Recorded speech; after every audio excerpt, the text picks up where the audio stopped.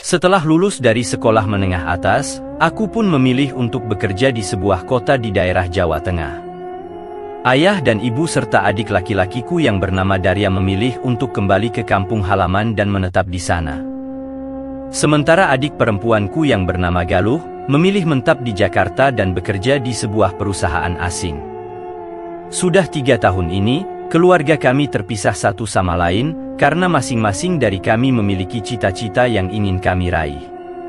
Untuk saling berkomunikasi, waktu itu kami hanya bisa saling telepon dan berbalas pesan lewat SMS. Ya, dikarenakan teknologi belum secanggih saat ini tentunya. Suatu ketika, ayah dan ibu meneleponku dan menanyakan tentang kabar Galuh. Sudah 1 minggu ini Galuh tidak menghubungi ayah dan ibu di kampung. Nomor ponselnya pun sudah tidak aktif waktu itu. Aku yang sudah hampir 2 minggu lebih tidak bertukar kabar dengan Galuh pun menjelaskan pada ayah dan ibu bahwa aku juga tidak mengetahui bagaimana keadaan Galuh saat ini. Seperti biasa, ibu mulai memarahiku karena dianggap tidak memperdulikan keluarganya dan memintaku untuk mencari tahu bagaimana keadaan Galuh saat ini. "Oh, kamu itu kebangetan Koras, apa kamu tidak pernah menelpon Galuh?" Tanya ibu di ujung telepon yang terdengar sangat menggelegar. "Oh, pokoknya ibu gak mau tahu, tolong kamu cari tahu kondisi Galuh saat ini. Biar cepat embok kamu terawang saja turas." "Oh," pinta ibuku lagi. "Ya bu. Coba nanti Saras cari tahu." Jawabku. "Oh, kamu kan punya kemampuan ras, sedangkan adik MU itu cuma orang biasa." "Ya bu. Saras janji, setelah ini Saras akan coba hubungi Galuh." Jawabku yang langsung berpamitan pada ibu, karena ingin segera melanjutkan pekerjaanku. Aku yang tidak mendapatkan firasat apa-apa pun berkeyakinan kalau kondisi Galuh sedang baik-baik saja. Mungkin handphonenya sedang rusak atau hilang, pikirku saat itu. Setelah selesai bekerja dan pulang ke kos-kosan yang aku tempati, aku mencoba menghubungi Galuh. Alhamdulillah waktu itu ponsel Galuh bisa dihubungi, walaupun beberapa detik kemudian. Panggilanku seperti direjek olehnya. Mungkin dia sedang sibuk, pikirku saat itu yang tidak ingin berpikiran buruk kepada adikku itu. Tidak lama kemudian, aku mendapat SMS yang berasal dari nomor Galuh. Tapi aku sungguh terkejut ketika membaca tulisan dengan huruf kapital, yang bertuliskan, "Oh, kami disekap, tolong aku mbak." Kali ini, aku mulai merasa khawatir terhadap keselamatan Galuh. Karena, Galuh tidak akan mungkin bercanda seperti ini. Aku lalu memanggil Nyi Lintang dan Nyi Wulan, untuk meminta bantuan mereka mencari tahu keberadaan Galuh saat ini. Sudah lebih dari 5 tahun ini aku selalu berkomunikasi dengan Nyi Lintang dan Nyi Wulan. Hubungan kami pun terjalin baik, walaupun di awal kami bertemu, aku hampir saja memusnahkan Nyi Lintang. Kedua penghuni curug itu pun lalu pergi mencari keberadaan Galuh. Berbekal foto Galuh yang masih aku simpan dan beberapa barang milik Galuh lainnya, Nyi Lintang dan Nyi Wulan berusaha mencari tahu apa yang sedang terjadi pada Galuh saat ini. Ketika malam semakin larut, Nyi Wulan kembali datang dengan beberapa luka di tubuhnya. Dia juga membawa kabar yang membuatku merasa sangat bersalah malam itu. Arrest. Adik MU sedang dalam bahaya. Dia disekap di sebuah gedung tua bersama beberapa orang wanita lainnya. Ucap Nyi Wulan dengan suara terbata menahan rasa sakit di tubuhnya. Tenangkan dulu diri MU Nyi. Aku akan membantu memulihkan luka MU. Jawabku.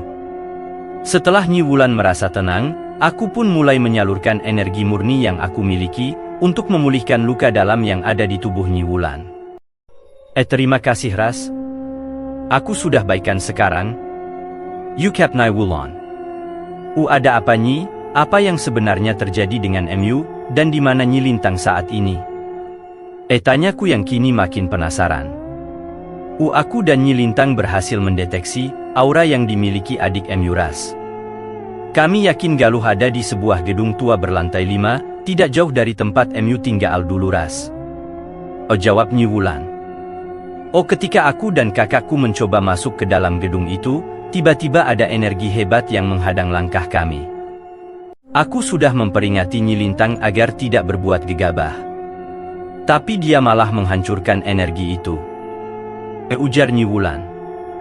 Oh, ketika dinding gaib yang tiba-tiba muncul itu hancur, Nyi Lintang langsung melesat masuk ke dalam gedung itu. Sementara aku yang masih ragu karena memiliki firasat buruk pun, memilih untuk mengawasi dari kejauhan. Tidak lama setelah itu, Nyi Lintang kembali dengan tersenyum kepadaku, dan memberitahuku kalau Galuh ada di dalam sebuah kamar bersama beberapa orang temannya. Tidak lama kemudian, Nyi Lintang yang berdiri tepat di depanku pun menjerit dan langsung memuntahkan darah lalu jatuh tepat di hadapanku. Ujar Nyi Wulan menceritakan apa yang sudah terjadi kepada Nyi Lintang. Oh, dari arah belakang Nyi Lintang, sudah berdiri seorang lelaki tua, berperawakan tinggi mengenakan baju jawara berwarna hitam. Dialah orang yang menyerang Nyi Lintang, dan membuat Nyi Lintang terluka. Dengan sisa-sisa energinya, Nyi Lintang menghadang langkah orang itu yang mencoba menyerangku. Nyi Lintang memintaku untuk pergi dari tempat itu secepatnya, dan memberitahukan keadaan Galuh kepada MU Ras. Ucap Nyi Wulan dengan mata berkaca-kaca. Aku melihat kakakku jatuh, lalu orang itu segera membelenggunya dengan tali mait, yang membuat kekuatan Nyi Lintang pun melemah. Aku yang menyadari bahaya besar sedang mengancamku pun, terpaksa meninggalkan Nyi Lintang. Aku melawan 4 jin yang menjadi budak orang sakti tadi, dan berhasil meloloskan diri. Tapi aku merasa, ada yang berhasil mengikutiku sampai ke tempat ini Ras. Belum lama berselang, muncul energi gelap di sekitar kami. Aku yang sudah tersulut emosi pun segera mengeluarkan kekuatanku, dan menunggu siapa gerangan pemilik energi gelap itu. Setelah beberapa saat, aku yang sudah tahu keberadaan makhluk yang mengikuti Nyi Wulan pun segera melepaskan energi panas yang kumiliki, ke arah makhluk itu berada. Seketika itu juga aku mendengar jeritan dari sosok makhluk yang ada di luar tempatku berada saat ini. Tunggulah dulu di sini untuk beberapa saat Nyi, jika sudah aman kembalilah ke tempat tinggal MU. Biar aku yang menyelamatkan adikku dan juga kakak MU. Aku berhutang budi pada MU dan Nyi Lintang. Ujarku kepada Nyi Wulan. Baiklah Ras, tolong selamatkan mereka. Jawab Nyi Wulan yang sudah mengambil posisi bermeditasi. Setelah memastikan pintu kamarku terkunci, aku lalu mematikan lampu kamarku dan melakukan meditasi untuk dapat berkomunikasi dengan Ki Sabda. Ki Sabda adalah sosok gaib yang menghuni sebuah gunung di Pulau Jawa. Beliaulah yang dulu menyelamatkan ibu, waktu sukma ibu dibawa oleh makhluk bertanduk yang bernama Munding. Setelah 40 hari aku dan ibu berhasil kembali dari alam gaib, Ki Sabda menepati janjinya dengan kembali menemuiku waktu itu. Banyak wejangan-wejangan yang beliau sampaikan kepadaku saat itu. Hal itulah yang membuatku bisa mengontrol emosi, dan berperilaku selayaknya orang biasa yang tidak memiliki kekuatan apapun. Assalamualaikum meneike. Ucap Ki Sabda yang dini sudah ada di hadapanku kini. Waalaikumsalam Ki. Jawabku. Orang yang kau hadapi saat ini, adalah orang yang memiliki kesaktian dan sudah malang melintang dalam 2 dunia nak. Ya Ki Sabda. Maafkan atas kebodohanku yang sudah membuat sahabatku terluka dan terkurung di sana Ki. Jawabku. Sebenarnya, bukan salah MU juga nak. Mungkin sudah garis kehidupan yang membawa MU dan Nyi Lintang berada dalam masalah ini, jawab Ki Sabdo. Lalu apa yang harus aku lakukan Ki? Tanyaku. Dengan mata terpejam Ki Sabda pun berucap. Kau harus meminta bantuan juga dari manusia nak. Dan yang lebih penting lagi kau harus mengambil pusaka di dalam sebuah hutan wingit, di Pulau Jawa ini nak. Ya Ki Sabda. Apakah kau bersedia pergi ke hutan wingit itu nak? Tanya Ki Sabdo. Baik Ki. Apapun akan kulakukan untuk dapat menyelamatkan adikku dan juga sahabatku Ki. Jawabku. Sebelumnya, ada beberapa hal yang harus kau ketahui sebelum kau pergi ke hutan itu nak. Oh Yarki sabda. Oh yang akan pergi ke hutan itu, hanyalah Sukma Mu, dan tanpa kekuatan apapun yang kau miliki saat ini. Kau akan berjalan menyusuri hutan lebat sebagai seorang manusia biasa, yang memiliki rasa takut, dan rasa lelah seperti manusia pada umumnya. Kau tidak dapat menggunakan energi apapun yang kau miliki. Carilah sebuah batu yang ditumbuhi pohon tuanan rindang di sana. Jika kau berjodoh dengannya akan ada sebuah pusaka yang sudah menunggu Mu di sana.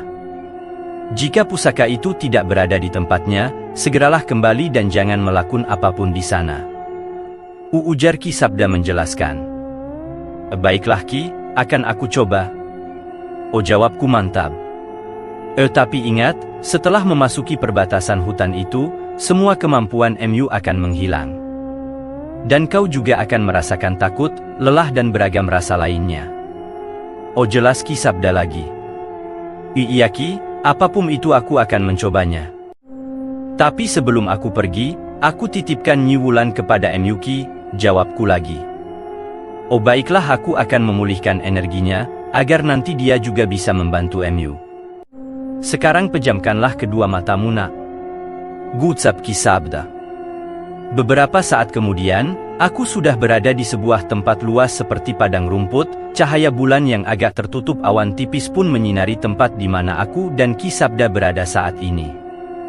Oh bawalah ini nak, jika kau merasa sudah tidak memiliki keberanian dan tidak mampu untuk melanjutkan pencarian Mu, bukalah tali pengikat benda ini. Tapi jika kau mampu dan sudah mendekati tempat di mana BTU dan pohon itu berada, kau akan mencium wangi dari pohon yang tumbuh di atas batu itu. Dan kalau kalian berjodoh, batu dan pohon itu akan bercahaya begitu kau mendekatinya.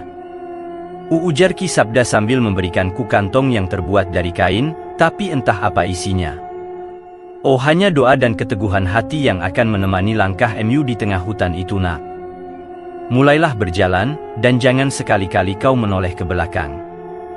Ucap Ki Sabda, yang perlahan menghilang dari sampingku. Dengan mengucap basmalah, aku pun mulai mengayunkan langkahku memasuki hutan yang membentang luas di hadapanku itu. Hembusan angin dingin mulai menyapa tubuhku, suara-suara hewan malam pun menyambut kedatanganku yang sudah berdiri di bawah pohon-pohon besar hutan ini. Aku mencubit tangan kananku untuk memastikan apakah ini hanya mimpi ataukah memang nyata terjadi. Tapi rasa sakit di tangan kananku cukup meyakinkanku bahwa ini bukanlah mimpi bagiku saat ini. Aku mulai menuruni jalan setapak yang di bagian di kanannya adakah jurang yang cukup dalam dan di bagian kirinya ditumbuhi pepohon yang tidaklah besar. Detak jantungku mulai berdebar, kita samar-samar aku melihat sekelebat bayangan putih berjalan cepat di sebelah kananku. Aku menghentikan langkahku, untuk memastikan apa yang aku lihat tadi. Agak ada apa-apa. Ayo Ras, kita bisa Ras, kita berani Ras. Oh bisikku dalam hati menyemangati diri. Belum lagi aku melangkahkan kaki, tiba-tiba bulu kudukku berdiri. Dan ketika aku menoleh ke sebelah kiri, di hadapanku sudah berdiri mengambang sosok kuntilanak dengan wajah pucat dan kedua bola mata hitam. Jarak antara wajahku dengan makhluk itu hanyalah sekitar 3 jengkal. Sontak aku terperanjat dan berteriak dengan kencang lalu lari tunggang langgang. Aku pun terjatuh karena tidak lagi memperdulikan apa yang ada di depanku. Astaghfirullahaladzim. Untung gak nyemplung jurang. Batinku. Aku yang masih terduduk dan menutup kedua mataku perlahan memberanikan diri untuk melihat keadaan di sekitarku. Aku terus berdoa memohon perlindungan Allah dari makhluk-makhluk yang mulai berdatangan menggangguku. Aku pun bangkit kembali ketika keberanianku sudah menyatu kembali. Sambil melangkah, mulai kulantunkan doa-doa dalam hatiku. Kini langkahku terasa semakin berat, ketika jalan setapak di hadapanku mulai menanjak. Suara-suara yang sangat menakutkan pun kini mulai terdengar, ku percepat langkahku di jalan yang sangat menanjak ini. Kini pandanganku hanya tertuju pada jalan setapak yang kupijak, aku tak ingin terjatuh lagi, karena di tempat ini sangatlah curam. Setelah melalui jalan setapak yang menanjak, aku pun kembali bisa berjalan dengan cepat karena jalan setapak yang kini aku lalui sudah kembali landai. Untuk mempersingkat waktu, Aku pun mencoba untuk berlari walau kakiku sudah terasa nyeri, tapi masih bisa kutahan pastinya. Aku berlari semakin kencang ketika aku kembali mendengar suara-suara yang terdengar sangat menakutkan. Suara-suara itu seperti memanggil namaku dan terdengar semakin mendekat. Dari kanan dan kiriku terlihat banyak sekali mata merah yang terus memandangku. Ketika suara-suara dan banyaknya pasang mata yang memandangiku menghilang, aku pun menghentikan langkahku untuk mengatur nafas serta meredakan nyeri-nyeri di bagian kakiku. Ketika aku hendak melangkahkan kakiku kembali, tiba-tiba tangan pucat yang terasa sangat dingin memegang erat pundakku. Karena kaget bercampur takut, aku pun lalu berteriak dan kembali berlari untuk menjauhi makhluk itu. Tapi sosok pucat dengan satu bola mata yang hampir keluar dari tempatnya itu terus mengejarku. Ketakutanku semakin menjadi ketika di depanku kini, berdiri sosok pocong dengan wajah hitam menyerengai di hadapanku. Sepertinya ini adalah akhir dari perjalananku malam ini. Aku tak dapat lagi melawan ketakutan yang disebabkan oleh penampakan-penampakan makhluk-makhluk gaib ini. Dan juga jalan setapak yang ada di depanku kini telah terhalang sosok pocong yang berbau sangatlah busuk. Aku lalu mengeluarkan kantong pemberian Ki Sabda tadi, aku berniat untuk membukanya dan mengakhiri malam yang sangat mencekam ini. Tapi sialnya karena aku sangat ketakutan, sampai-sampai tanganku tidak bisa membuka tali dari kantong kain ini. Tubuhku gemetar. Aku yang sudah pasrah pun, hanya diam terpaku dan mulai menangis karena ketakutan. Aku pun maju perlahan karena di belakangku kini sosok yang menyerupai mayat hidup itu sudah berdiri beberapa langkah dariku. Aku berusaha menenangkan diri, dengan terus berdoa dan berusaha membuka tali dari kantong kecil yang masih aku pegang ini. Di tengah rasa bingung yang aku hadapi ini, aku pun mencoba terus maju mendekati sosok pocong yang hanya berdiri menyeringai itu. Karena tidak ada pilihan lain, aku pun melemparkan kantong kain tadi ke arah pocong itu. Berharap ada keajaiban yang menolongku, aku pun terduduk sambil terus berdoa. Ketika kantong kecil yang aku lempar tadi mengenai tubuh dari sosok pocong yang menghalangi langkahku itu, tiba-tiba tubuh pocong itu mengeluarkan asap hitam lalu menghilang. Aku yang sangat senang melihat hal itu pun, lalu kembali berdiri dan segera berlari. Kini terlihat di depanku jalan setapak yang mulai menurun. Aku memperlambat langkahku, karena aku tidak ingin terjatuh ke dalam jurang yang sangat dalam di sebelah kanan dan kiriku saat ini. Perlahan aku terus menuruni jalan setapak yang sangat terjal ini, mayat hidup yang tadi mengikutiku pun kini sudah tidak terlihat lagi. Setelah berjuang menuruni jalan setapak tadi, aku seperti melihat padang rumput yang membentang luas di depanku. Aku terus memaksa tubuhku yang sudah lelah ini untuk segera keluar dari dalam hutan ini. Rasa takut yang terus datang, tak membuatku menyerah malam ini. Sepertinya aku sudah lupa untuk apa tujuanku datang ke hutan ini, aku juga lupa kalau aku sebenarnya memiliki kekuatan dan kemampuan yang jarang dimiliki oleh orang lain. Aku lupa kalau aku tidak pernah merasakan ketakutan yang hebat seperti ini. Aku benar-benar melupakan semua itu. Yang aku tahu saat ini, diriku sangatlah lemah malam ini. Aku bukan siapa-siapa malam ini. Aku makhluk yang tidak berdaya tanpa doa kepada Sang Maha Pencipta. Aku pun menundukkan hati dan pikiranku kepada Tuhan yang Maha Agung serta alam ciptaannya. Kesadaranku bahwa aku hanyalah makhluk ciptaan Allah yang Maha Tinggi, membuat aku seperti mendapatkan keberanianku lagi. Kekuatan yang datang dari doa-doa yang terus aku ucapkan di hatiku pun, membuat aku terus melangkah tanpa rasa takut lagi. Aku tidak ingin berhenti di sini. Aku harus terus berjalan mencari jalan terbaik untuk kembali pulang. Walau di atas pohon-pohon besar ini, kini terlihat banyak sekali makhluk-makhluk yang menertawaiku, aku terus maju. Walau semua jenis dan varian makhluk gaib tampak ingin sekali aku berhenti dan menyerah malam ini, aku tetap melangkah tanpa henti. Perlahan aku mulai mendekati ujung hutan yang lebat ini. Dan di depanku kini membentang padang rumput luas dengan warna-warni bunga yang tumbuh di sekitarnya. Ketakutanku seketika menghilang dan berubah menjadi sebuah kekaguman. Aku terus memuji kebesaran Tuhanku yang menciptakan tempat yang sangat indah ini. Aku pun menuruni jalan setapak dengan 2 pohon besar di kanan dan kirinya. Kini aku telah berada padang rumput luas yang sangatlah indah. Aku sangat menikmati keindah tempat ini, dengan terus mengucap puji dan syukur kepada Allah atas apa yang aku rasakan malam ini. Semerbak harum dari wewangian yang belum pernah tercium oleh indera penciumanku pun mulai hadir. Aku benar-benar menikmati saat-saat indah dan merasakan bahagia di tempat ini. Aku masih berjalan, sambil sesekali berhenti memandangi makhluk-makhluk kecil bersayap yang di bagian tubuhnya bercahaya. Aku kembali berjalan dengan rasa kagum akan tempat yang benar-benar indah ini. Sampai tiba-tiba aku jatuh ke dalam sebuah kubangan yang aku sendiri tidak tahu keberadaannya tadi. Kubangan lumpur itu seperti mencengkram erat kakiku hingga aku tak dapat bergerak. Aku mulai khawatir ketika aku merasakan tubuhku semakin dalam berada di kubangan lumpur itu. Rasa senang dan bahagia yang tadi datang, seketika pergi dan berubah menjadi ketakutan yang lebih parah lagi. Aku pun melihat akar pohon besar beberapa jengkal di hadapanku. Sekuat tenaga aku mencoba meraihnya. Aku terus berusaha lagi untuk dapat naik lagi ke permukaan dan pergi dari dalam lubang lumpur ini.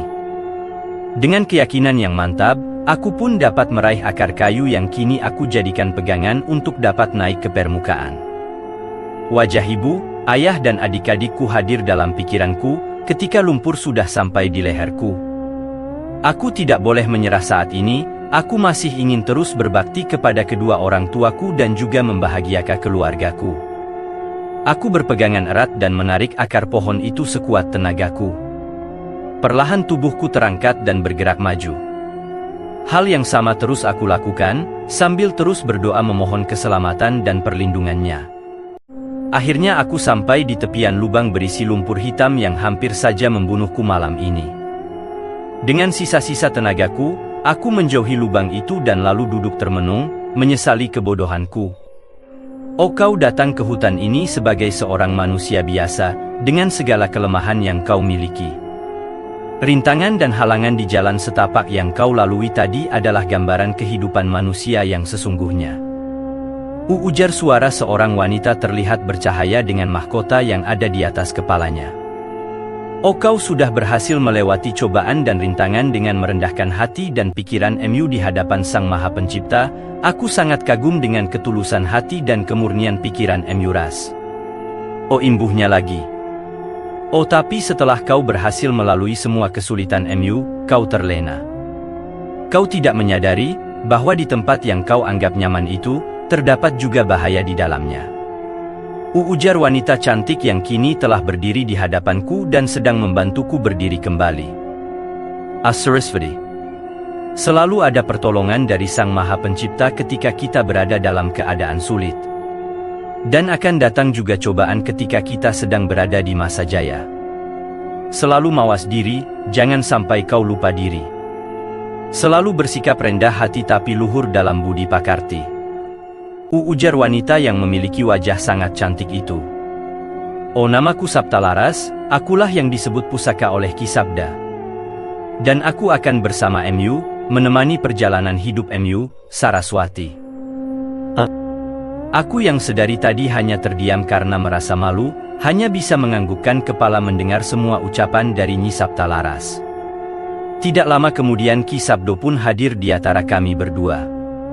Oh, syukurlah nak, akhirnya kau bertemu dengan Saptalaras. Ucap Ki Sabda yang kusambut dengan anggukan kepala dan seni menawan dari Nyi Sapta. Oh, rupanya kalian berdua memang berjodoh Sapta. Oh, jadilah kalian sahabat yang saling membantu, saling melengkapi dan saling mengasihi. Oh, titah Kiaka. Oh, sepertinya memang Saraslah orang yang selama ini aku tunggu Eyang. Terima kasih sudah membantu aku bertemu dengan Saras. Ukapnai Saptalaras. Oh, dan kau telah mengerti apa yang kau lalui tadi nak? Oh, tanya Ki Sabdo. Iya Ki, Nyi Sapta juga sudah memberikan sedikit wejangannya tadi. Ucapku yang menatap Ki Sabda dan Nyi Laras bergantian. Oh, sekarang pulanglah bersama Nyi Saptalaras, dan ingatlah tujuan apa yang membawa MU ke tempat ini nak. Ujar Ki Sabda lagi. Ki Sabda pun menganggukkan kepalanya ketika Nyi Saptalaras mulai memegang tanganku. Seketika itu juga, aku kembali ke alam sadarku dan terbangun dari tidurku. Aku merasakan memegang benda yang terbungkus kain putih, lalu aku duduk dan membuka bungkusan kain putih itu. Aku melihat keris yang besarnya tidak lebih dari sejangkal tanganku. Keris berwarna kuning keemasan itu memiliki 7 buah batu dengan warna yang berbeda di setiap sisinya. Akulah Sapta Laras, yang berwujud keris saat ini. Dan kaulah Saraswati, yang akan jadi warangkanya. Ucap Nyi Sapta yang terdengar jelas di telingaku. Aku akan masuk ke dalam tubuh MU, setelah itu mandilah dan bersucilah lalu bersujudlah kepada Tuhan pencipta alam semesta. Gembunai Sapta. Baiklah Nai. Jawabku yang bergegas bangun setelah keris Nyi Sapta hilang dari pandanganku.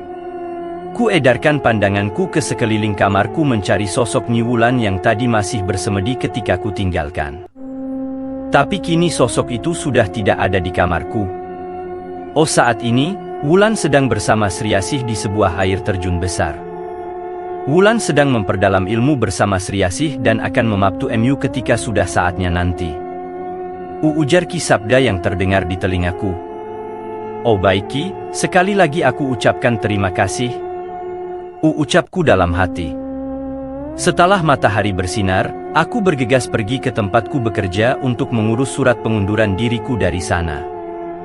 Aku memilih berhenti dari pekerjaanku saat ini, karena aku sendiri tidak tahu berapa lama aku akan berada di Jakarta nantinya. Pimpinan tempatku bekerja pun dengan berat hati melepas aku yang sudah 3 tahun bekerja di sana. Tapi bila sewaktu-waktu aku akan kembali beker, beliau akan menerimaku kembali dengan senang. Setelah selesai mengurus surat pengunduran diriku, aku pun lalu kembali ke kos-kosanku untuk mengambil beberapa pakaian dan barang lain yang kubutuhkan nanti selama di Jakarta. Setelah lebih dari 17 jam berada di dalam bus malam, akhirnya aku menginjakkan lagi kakiku di kota ini. Kota dengan berjuta kenangan yang sudah kutinggal selama 5 tahun lamanya. Aku pun segera menaiki angkutan umum yang menuju ke rumah salah satu sahabatku yang bernama Nanda. Setelah lebih dari 1 jam perjalanan, akhirnya aku sampai di rumah Nanda. Nanda yang waktu itu sedang libur kuliah pun menyambut kedatanganku dengan hangat. Setelah bercengkrama dan bersenda gurau dengan Nanda, aku pun mulai menceritakan tujuanku kembali ke kota ini. Nanda pun terkejut mendengar ceritaku. Dia pun mengusulkan nama seseorang yang mungkin bisa membantuku. Gue tahu Ras, siapa yang bisa membantu masalah lu saat ini? Ucap Nanda. Siapa Indah? Tanyaku penasaran. Ras, dia kan sekarang udah punya usaha sendiri. Kayaknya dia punya banyak kenalan yang tahu tentang gedung itu. Jawab Nanda. Hatiku berdesir ketika mendengar Nanda menyebut nama Arga barusan. Aku yang sebenarnya sudah menyukai Arga sejak masih SMP pun, harus memendam rasa di hati ini, hingga aku berpisah dengannya. Woi Ras, kenapa jadi bengong? Kebayang sama Arga ya? Ledek Nanda. Arga masih sendiri kok Ras, sama kayak elu. Jia jomblo. Ujarnya lagi. Masa? Balasku yang agak malas menanggapi ucapan Nanda tadi. Si. Keledek Nanda lagi. Coba minta nomor teleponnya. Ucapku kepada Nanda. Nih Ras langsung di save ya. Namanya jangan Arga. Tapi Ayang. Hai. Keledek Nanda yang membuatku malu. Setelah dapat menghubungi Arga, dan berbicara panjang lebar di telepon. Arga pun lalu menjemputku ke rumah Nanda. Nanda yang berisik itu, terus menggodaku dan meminta Arga untuk segera menembakku, agar kami resmi pacaran. Tapi Arga pun sepertinya sama denganku. Terlalu malu untuk mengungkapkan isi hatinya. Setelah kami sampai di sebuah tempat makan, aku lalu menceritakan apa yang sedang dialami Galuh saat ini. Aku pun menceritakan semua tentang kemampuan yang aku miliki kepada Arga. Serta bagaimana caraku dapat mengetahui keberadaan Galuh saat ini. Oke Ras, nanti malam coba gue cari tahu dulu tentang gedung itu. Sekarang elu pulang dulu ke rumah Nanda. Ujar Arga yang sepertinya memang akan benar-benar membantuku. Iya ga, terima kasih udah mau bantu gue. Jawabku. Arga pun kembali mengantarkanku ke rumah Nanda. Dia meminta menunggu kabar darinya dan jangan bertindak apa-apa dulu sebelum ada informasi darinya. Setelah aku berada di kamar Nanda, dan sudah banyak kami saling bertukar cerita kembali, akhirnya Nanda pun tertidur. Setelah itu, aku lalu berkomunikasi dengan Nyi Sapta untuk mengatur strategi berikutnya. Kita harus bisa mendekat ke gedung itu Ras, baru kita dapat mengetahui siapa musuh yang kita hadapi saat ini. Ucap Nyi Sapta yang sudah terbaring di samping Nanda. Arga memintaku untuk menunggu dulu Nyi. Jawabku. Kalau begitu, biar aku yang mencari tahu apa yang sebenarnya terjadi di sana. Aku tidak dapat merasakan energi siapapun dari tempat ini. Pintam Sapta. Hati-hati Nyi, penjagaan di sana mungkin sudah lebih ketat lagi. Karena beberapa hari yang lalu, kedua temanku yang bernama Nyi Lintang dan Nyi Wulan berhasil masuk ke gedung itu. Tapi sialnya Nyi Lintang tertangkap, sementara Nyi Wulan dapat melarikan diri dengan luka yang cukup parah. Ujarku menjelaskan. Baiklah Ras, aku akan berhati-hati, semoga aku dapat mengenali siapa yang menjaga tempat itu. Ucap Nyi Sapta. Seketika itu juga, Nyi Sapta menghilang dari pandanganku. Aku pun berdiam diri sambil terus berharap Arga segera menghubungiku. Tapi sampai aku tertidur di sebelah Nanda, tidak ada kabar juga darinya. Karena aku tertidur, Nyi Sapta pun menemuiku lewat mimpi. Dia berkata bahwa dia mengenali siapa pemilik energi gelap yang menjaga tempat itu. Salah satu pemimpin dari makhluk gaib yang berada di sana adalah raksasa. Makhluk gaib yang berwujud buto besar dengan kekuatan yang sangat besar juga tentunya. Belum selesai Nyi Sapta menjelaskan hasil pengintaiannya tadi, aku terbangun karena handphone yang ku genggam bergetar beberapa kali. Ketika aku melihat nama Arga muncul di layar handphone yang berwarna hijau itu, aku langsung bangun dan menjawab panggilan darinya. Hello Ras, sorry mengganggu. Gue punya teman yang bisa bantu elu Ras, besok jam 7 pagi, gue jemput ya. Kita ketemu orangnya. Ucap Arga di ujung teleponku. Ethia. Ga, terima kasih ya. Jawabku terbata. Oke deh, lu lanjut tidur lagi aja. Istirahat ya. Ucap Arga yang langsung menutup panggilannya. Di pagi harinya, Arga membawaku ke sebuah perkantoran yang cukup besar. Aku dan Arga lalu menunggu seseorang yang menurut Arga dapat membantuku membebaskan Galuh. Kami menunggu di sebuah resto di kawasan perkantoran itu. Sekitar pukul 9 pagi, terlihat rombongan orang yang berjalan menuju ke tempat aku dan Arga duduk. Arga pun berdiri dan menyalami mereka satu persatu. Aku pun juga ikut berdiri menyambut orang-orang yang belum aku kenal itu. Setelah kami kembali duduk, aku merasakan ada energi gelap yang menyerangku. Ketika aku menggunakan mata batinku, ternyata di belakang orang yang bertubuh tinggi tegap itu ada beberapa jin yang mengelilinginya. Aku yang ingin mengusir jin itu dengan kekuatanku sendiri, dapat kembali duduk dengan tenang, ketika Nyi Sapta terlihat sudah bisa menjinakkan jin-jin tersebut. Setelah itu datang lelaki setengah baya, yang memancarkan aura mistis yang sangat kental bersama beberapa demit peliharaannya. Aku yang sudah melihat Nyi Laras bertindak pun segera fokus untuk berbicara dengan orang yang bernama Gunawan itu. Jadi ini ga? Orang yang elu ceritain kemarin?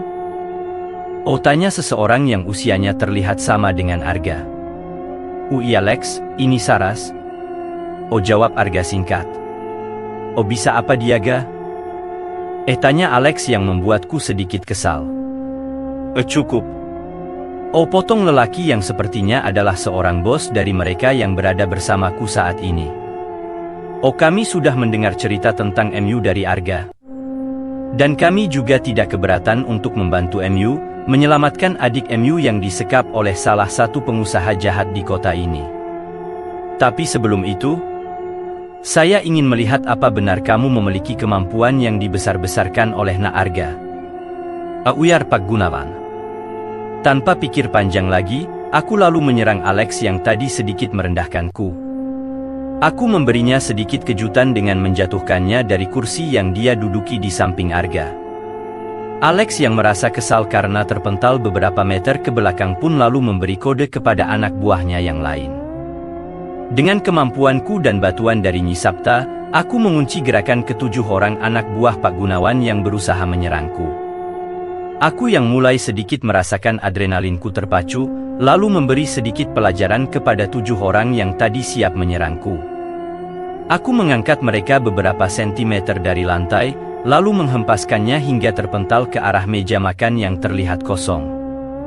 Pak Gunawan lalu mengangkat tangannya seolah memberi isyarat tertentu.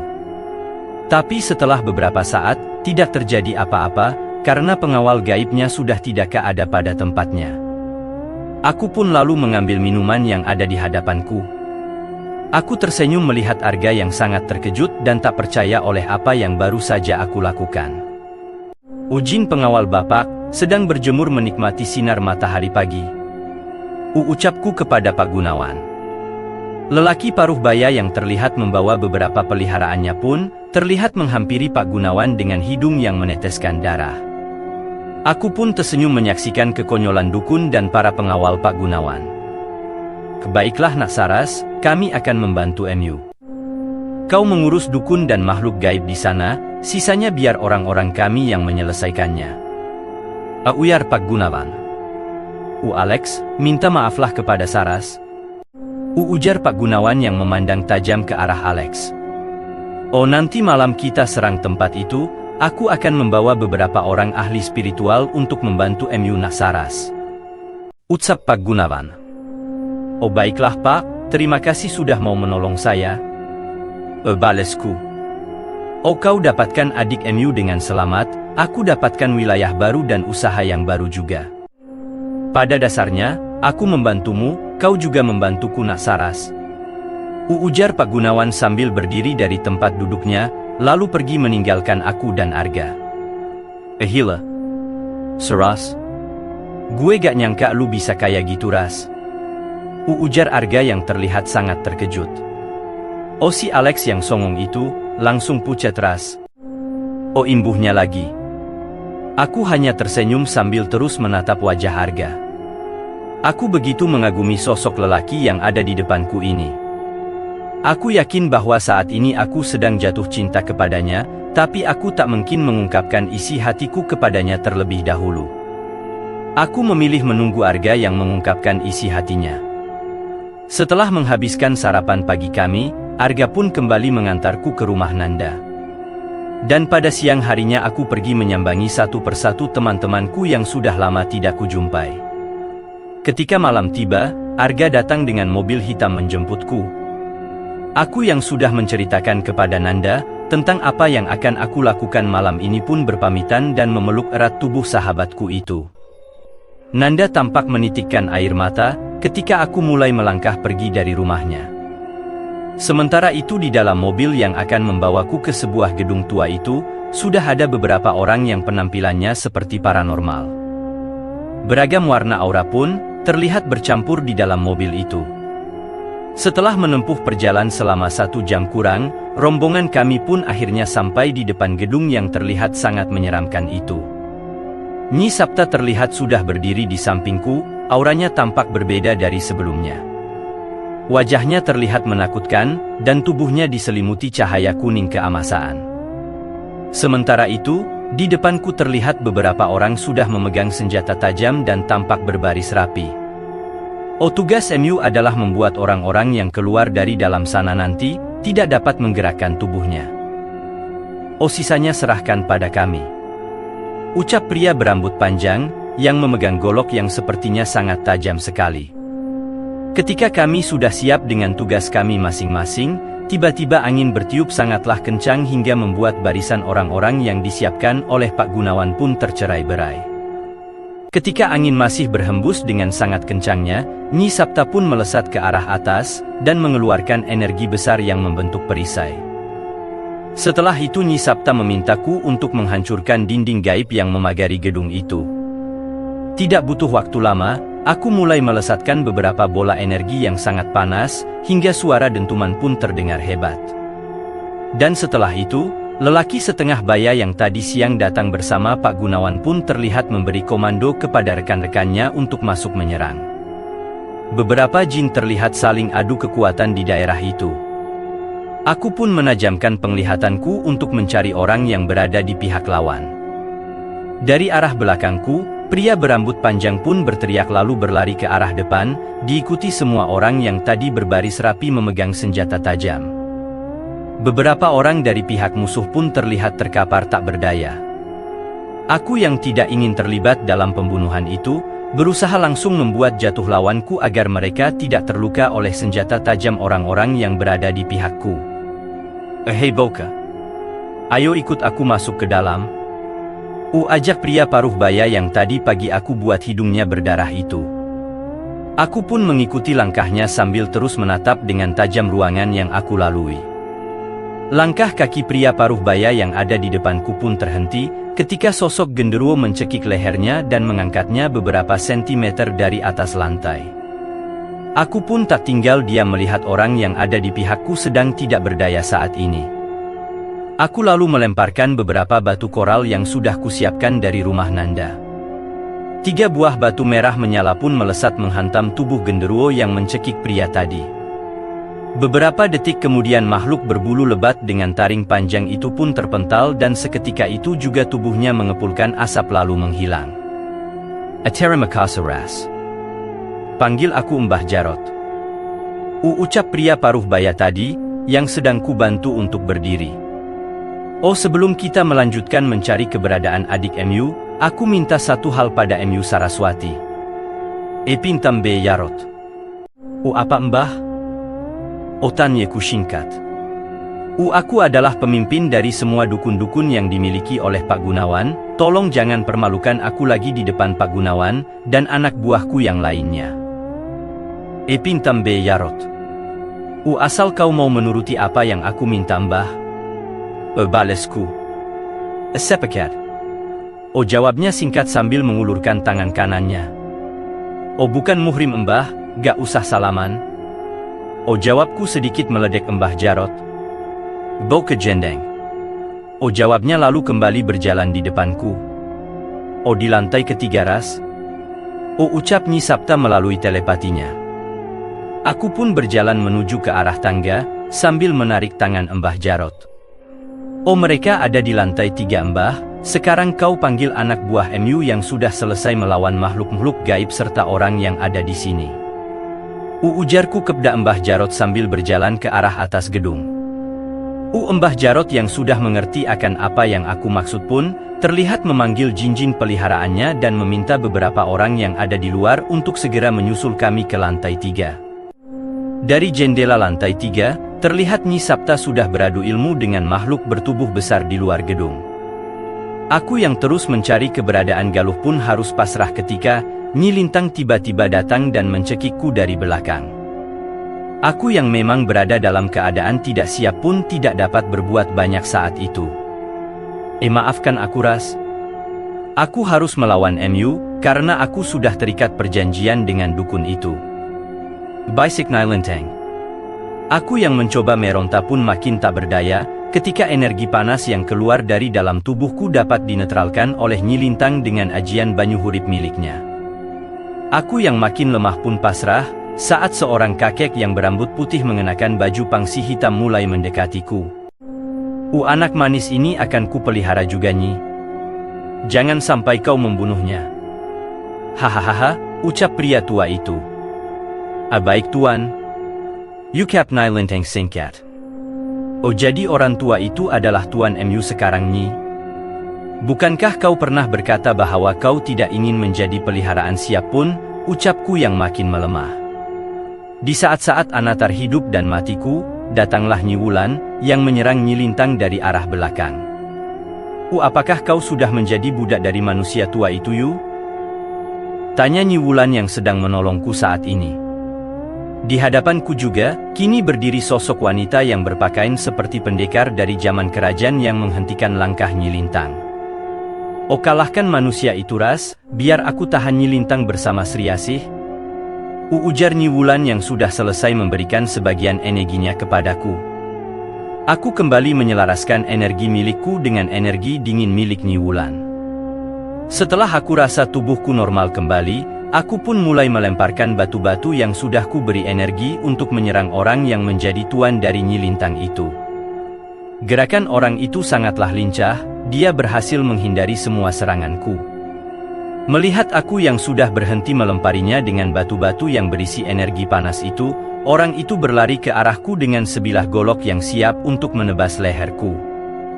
Beruntungnya, aku masih memiliki energi yang cukup.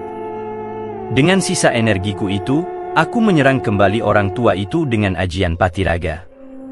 Seketika itu juga, tubuh orang tua itu terlihat diam seperti tercekik. Dan dari arah belakangku, tiba-tiba datang Mbah Jarot dan pemuda gondrong tadi yang siap menebaskan goloknya ke arah leher pria tua itu. Tapi sayangnya, Mbah Jarot dan pria gondrong yang bernama Darman itu harus terpental, ketika selangkah lagi mereka berhasil menebasnya. "Oh, kau pikir dapat dengan mudah membunuh Adiraksa, Jarot, hahaha," ucap pria tua yang ternyata bernama Adiraksa itu. "Ilmu yang kau miliki, tidak ada apa-apanya di hadapanku, Jarot." Oh, imbuhnya lagi. Seketika itu juga, tubuh dukun yang bernama Adiraksa itu memancarkan energi merah, dan perlahan tubuhnya membesar. "Oh, jangan lengah ras, bersiaplah. Ketika aku datang, segeralah hujamkan aku yang berwujud keris ke arah jantung musuh MU itu. Keluarkan semua energi MU ras," ujar Nyi Sapta yang terdengar di batinku. Dari kejauhan, aku melihat Nyi Sapta melesat cepat ke arah Adiraksa, dan seketika itu juga dinding pelindung milik Adiraksa hancur karena lesatan cepat dari Nyi Sapta. Aku yang melihat Nyi Sapta sudah berwujud keris pun melompat sekuat tenaga untuk menangkapnya. Semua energi yang aku miliki, kini sudah menyelimuti tubuhku, sehingga membuat gerakanku bertambah cepat dan juga bertenaga. Ketika aku berhasil menangkap keris Nyi Sapta, aku terlebih dahulu menendang tubuh Adiraksa. Setelah itu aku melompat kembali, untuk menyusul tubuh Adiraksa yang terpental dan tanpa perlindungan apa-apa lagi. Aku memejamkan mata, ketika sedikit lagi keris Nyi Sapta menikam jantung Adiraksa. Dan Adiraksalah orang pertama yang harus mati di tanganku. Ketika tubuh Adiraksa berhenti bergerak, aku lalu mencabut kembali keris Nyi Sapta. Dan setelah itu, suasana pun tiba-tiba menjadi hening. Aku terbangun di ruangan yang terlihat berwarna putih, dengan tirai yang ada di depan tempat tidurku. Ketika aku menggerakkan kakiku, Galuh langsung menghambur ke arahku dan menumpahkan air matanya di pelukanku. "Embak!" Oh, teriak Galuh yang menangis bahagia hari itu. "Oh, terima kasih Mbak, terima kasih sudah menyelamatkanku," ucap Galuh yang masih saja menangis. "Udah loh, kamu bau banget, sampai sesak nafasku," jawabku yang membuat tangisan Galuh terhenti. Aku sudah 2 minggu disekap di gedung itu Mbak. "Mana mungkin aku bisa mandi," jawabnya sambil menciumi baju yang dia kenakan. "Glow, kok tanganku diborgol dek?" Tanyaku yang kaget ketika mendapati gelang besi yang tersangkut di tempat tidurku. Tadi Mas Arga pesan, kalau nanti akan ada orang yang datang kesini untuk menjelaskan semua yang sudah Mbak Saras lakukan semalam. A job Galuh. Aku pun berusaha duduk dan meminta Galuh untuk mengambilkan air mineral yang ada di mejaku. Tidak lama setelah itu, datanglah Pak Gunawan, Alex dan juga Mbah Jarot serta satu orang lagi yang mirip seperti Alex. Terima kasih Heneke Suras. Kau sudah berhasil menyelamatkan orang-orang yang selama beberapa minggu disekap di sana. Terima kasih sudah membantu saya, menyelesaikan tugas-tugas saya, ujar Pak Gunawan dengan senyum penuh tipu daya miliknya. Tapi sayang nak, sepertinya kau harus menjalani hukuman untuk beberapa tahun karena kau sudah membunuh seorang penjaga gedung di sana semalam. Imbuhnya lagi. Tapi aku bisa membantu MU nak Saras. Aku bisa membebaskan MU. Asalkan kau mau bekerja untuk keluargaku, uyar Pak Gunawan. Aku lalu bangkit dari tempat tidurku, dan mengeluarkan energiku yang kini terasa semakin kuat. Aku lalu menarik tangan-tangan kananku yang sedang diborgol, hingga gelang besi itu patah. Aku lalu menarik tubuh Pak Gunawan dan mencekiknya dengan energiku, lalu menghempaskannya kembali ke lantai. Setelah itu, aku menyerang Mbah Jarot yang berusaha membantu majikannya itu. Orang tua itu kubuat terpental ke arah pintu. Amarahku mereda ketika Alex dengan wajah angkuhnya menarik Galuh dan menodongkan pistol ke arah kepalanya. Berhenti. Atau kepala adik MU akan pecah berantakan di sini. Seru Alex. Baiklah. Aku terima tawaran Pak Gunawan, aku akan bekerja untuk kalian dan akan menaati aturan yang kalian buat. Itulah janjiku. Sekarang lepaskan adikku. Sebelum aku berubah pikiran. Jawabku dengan tegas. 1 bulan berlalu dari kejadian malam itu, kini aku resmi bekerja untuk keluarga Gunawan. Bukan keinginanku, tapi aku tak kuasa untuk menolaknya. Saat ini aku tinggal di sebuah rumah pemberian bosku itu. Segala macam fasilitas aku dapat, serta gaji yang lebih dari cukup pun aku terima. Beberapa tahun pun telah berlalu, aku yang masih memendam rasa cintaku kepada Arga tidak juga berani untuk mengungkapkannya. Sampai satu ketika, Arga pun mengungkapkan isi hatinya kepadaku. Tapi di balik itu, dia juga sudah siap untuk menempuh hidup baru bersama seorang perempuan yang telah dipilihnya. Arga mengungkapkan rasa cintanya kepadaku karena dia tak mau, seumur hidupnya nanti dibayangi penyesalan. Menyesal pernah mencintaiku tapi tidak mengungkapkannya kepadaku. Alasan yang cukup membingungkan. Aku menahan tangis ketika Arga mengungkapkan semua itu. Sebenarnya akulah wanita yang pertama dicintainya setelah ibunya. Dan Argalah lelaki pertama yang aku sayangi setelah ayahku. Keperhilaha. Selamat menempuh hidup baru. Ucapku yang berlalu pergi meninggalkan Arga.